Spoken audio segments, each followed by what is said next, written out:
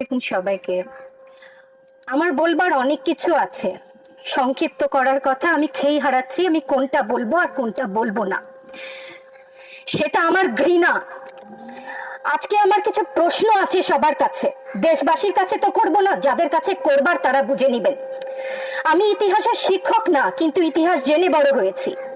আমার জন্ম ৭১-এর পরে, কিন্তু বই খাতা থেকে সরাসরি যুদ্ধে ভাষা আন্দোলনে যারা অংশগ্রহণ করেছিলেন তাদের কাছ থেকে শোনা শিক্ষা থেকে জানি মুক্তিযুদ্ধের চেতনা কি, ভাষা আন্দোলনের চেতনা কি ছিল।